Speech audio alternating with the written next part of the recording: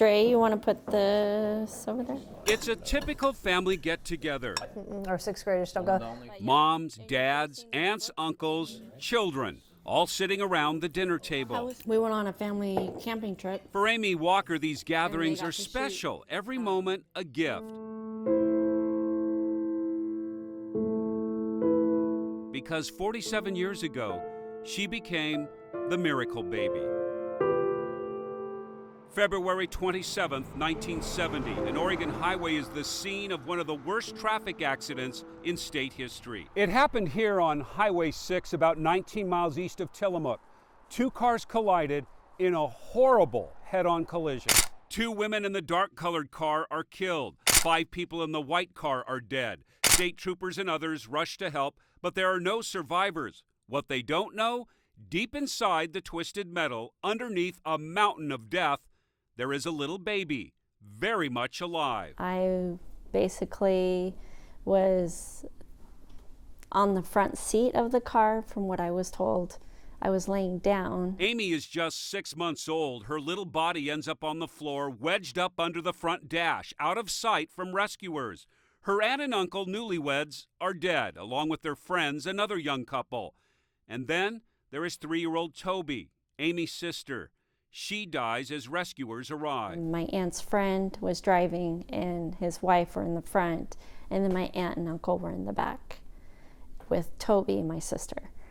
And my aunt was 8.5 months pregnant. Everybody in the car had died, except for me. Was it fate, perhaps a guardian angel?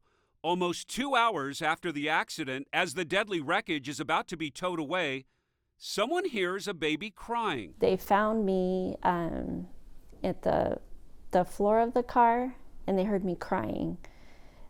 People at the wreckage, so they called the police back with the ambulance, and they came back to come and get me. Amy is rushed to Tillamook County Hospital. A newspaper photo shows a nurse holding her, a spark of life, rescued from death. I actually had a broken leg. I had 2 parts of my leg was broken, and then I had on my left side a concussion, pretty bad concussion, and they said I was in shock for quite a while. And then when I even saw my mom, I didn't really cry. I was just kind of blank-faced and kind of withdrawn. Amy's mother was a single mom. The day of the accident, she had to work. She had asked her sister and brother-in-law, who were on their way to Tillamook, to babysit her little girls. Now, everyone was dead, except Amy. She felt like if she wouldn't have gone to work that day, this wouldn't have never happened. And so she always tells me that,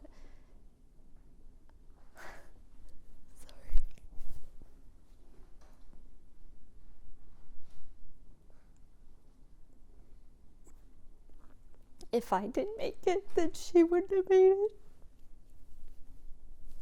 Growing up, Amy had a lot to overcome. Just slowly trying to learn how to walk and talk and everything. I was a little delayed on everything. How could a tiny baby survive something so horrific?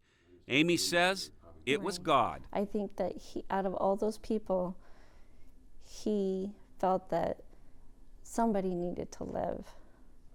Why he chose me, I don't know. I guess it's God's grace of saying that he believed in me and that he wanted me to give back to my family. And Amy has given back. She and her husband, Rick, have been together for 21 years. They have 4 beautiful children. Amy's sister, Lori, was only 7 at the time of the accident. She says the family has always watched over Amy. They know she's special. Our mother was incredibly protective of Amy, and so it just kind of, permeated through all the children. It was like, you have to look after this girl and make sure that she's okay, and it was hard, it was hard. We will never understand what happened on that highway years ago, how a little baby was somehow saved from death. But we do know how Amy has lived the life she was given. That I treat people with love and cherish every moment in life. Anything that I do is an example for children. And I'm just thankful that I'm here.